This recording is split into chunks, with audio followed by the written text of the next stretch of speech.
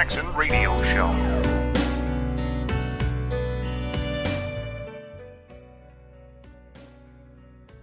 Hillary Clinton totally denied this. She didn't know anything. She knew nothing. All of a sudden it found out. What I was amazed at, it's almost $6 million that they paid, and it's totally discredited. It's a total phony. I call it fake news. It's disgraceful. It's disgraceful. Welcome back, everybody. Kevin Jackson is the Kevin Jackson Radio Show. I don't have to tell you who that was. That was the president commenting on Hillary Clinton's disgraceful look into this dossier that McCain ran over, was all too happy to run over to the opposition, to the DNC, to say, look at this dossier I've got on Donald Trump. Yeah, we can help him to never be president. Hillary, I'm all in for you. A guy who wants to represent you. And then he says, oh, no. The reason why I voted against health care is it wasn't the right thing or whatever. After promising the people of Arizona he would vote down Obamacare. A vindictive snake is what McCain is. You can call him a veteran. You can call him a war hero all you want. He's a vindictive snake. You can undo, the old saying, it takes a lot of attaboys to undo one all crap. Well, there's an all crap. So you can give him all the attaboys you want. You want to make John McCain your hero? Make him your hero. He's not a hero to me. And I respect veterans more than anybody. But I don't respect traitors. Traitors to conservatism. Traitors to this nation. You can sit in the Vietnam War camp. By the way, many other people did as well that don't say a word about it. And you can do what you do, and I certainly appreciate that. Because he was at a time of war. But you come back here and act like a traitor and think that I'm going to, continue to live on that muscle memory? No, not me. Disgraceful doesn't begin to describe what the left have done to torpedo this nation. On behalf of what? Themselves. The money. The power. It's ridiculous. It's one guy described. Well, here, play the clip.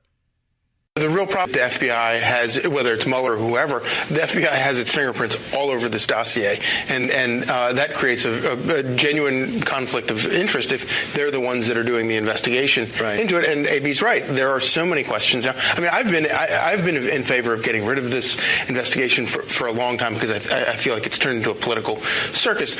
Welcome back, everybody. It's because the Mueller investigation is a political circus. We all know that now. Mueller goes back into this whole, he was the person involved during this whole uranium thing. I mean, he's complicit. There are calls for his resignation, and he should resign. He should recuse himself. And quite frankly, he may end up going to prison as well. And there are people, Kevin, nobody's going to go to prison. Oh, somebody's going to prison over this. Somebody's going to prison. Let me tell you something. I know how we've watched all this stuff evolve when it was Barack Obama's time, the era of Obama, and Ed Comey and Mueller and all these guys protecting them. They don't have that anymore. And I'm telling you guys right now, Donald Trump realizes that far too many swamp creatures involve the Clintons and the existing government apparatus. And he would be, if he is going to drain the swamp, if he's serious about this is the best time for him to do it. It is the best time for him to consolidate power, something that I don't believe he craves. And that, it's like the Lord of the Rings. Everybody who grabs that ring wants the power.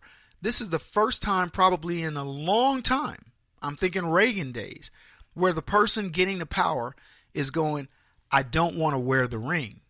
If you remember the Lord of the Rings, if you put that ring on, it consumed you. It made you want to crave that power. And I go back to what I said earlier in the broadcast. Look at Hillary Clinton and what she's willing to give up. This is a woman willing. She's on the heels of, she's sick. I don't know how sick she is. She's 68, 69 years old? Whatever she is, well, if she were to live 10 more years, do you really want to live it with this? Or would you want to take your money and your power and go do something really good for people finally? What an opportunity. Do you think she wants to do that? No. She craves power to the point where she could end up ruining her reputation, which is tough to do any worse than she's done, ruining the reputation of her family for posterity. Think of the word Ponzi. right? The Ponzi scheme.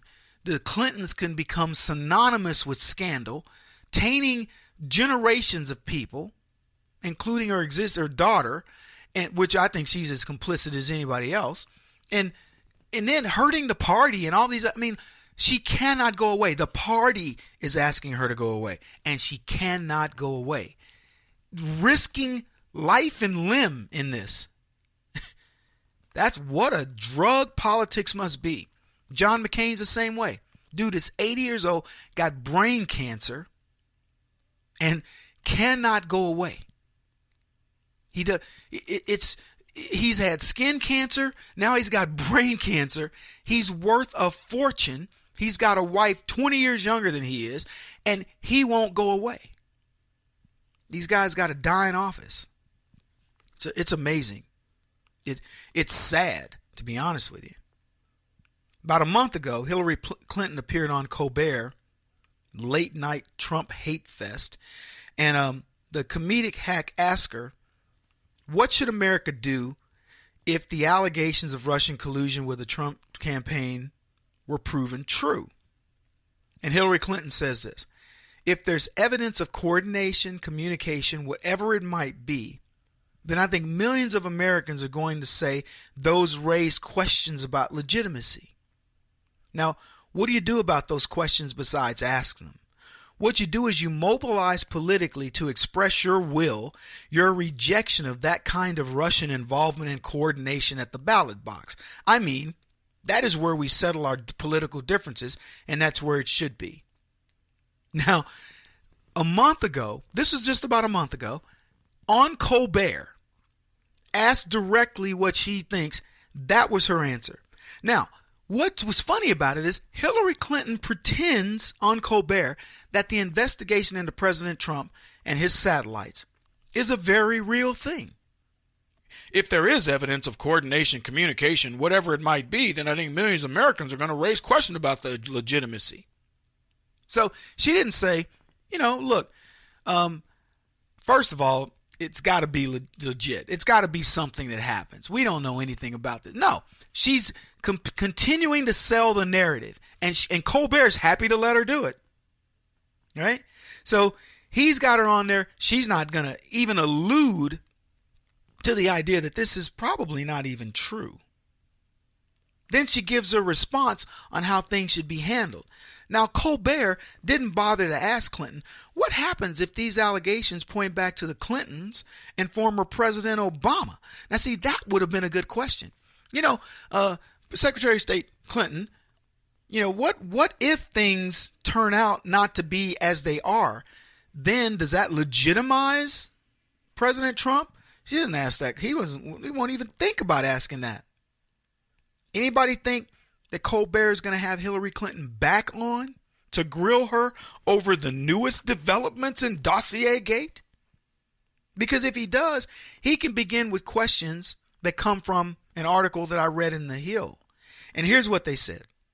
Before the Obama administration approved a controversial deal in 2010 giving Moscow control of a large swath of American uranium, the FBI had gathered substantial evidence that Russian nuclear industry officials were engaged in bribery, kickbacks, extortion, and money laundering designed to grow Vladimir Putin's atomic energy business inside the United States. These are government documents and interviews, and The Hill, folks, this is a leftist rag, is ones pointing it out. This isn't Breitbart. They also obtained an eyewitness account backed by documents indicating that Russian nuclear officials had routed millions of dollars to the U.S. designed to benefit former President Bill Clinton's charitable foundation. During the same time, Secretary of State Hillary Clinton served on a government body that provided favorable decisions to Moscow, sources told The Hill. Now, I can hear Colbert asking Hillary the tough questions about this. So, Secretary of State, did you prefer the light blue outfit or the pink outfit when you were at your last charity ball? I just want to see this, folks, blow up in the face of the media. Colbert should have Hillary Clinton back on his show and say, Secretary of State Clinton, last time we talked, I asked you a question about what happens if this Russian thing blows up. What should we do? And it turns out, well, the things are pointing back at you. What say you, Hillary Clinton? Do you think that hack will do it? You think any of these shows is going to have Hillary Clinton on and ask her to face the music about what's going on?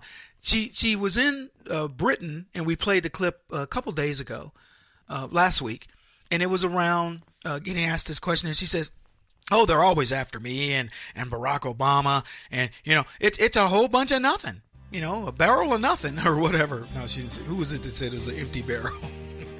But it was nothing. Well, it is something, just like that Weinstein scandal.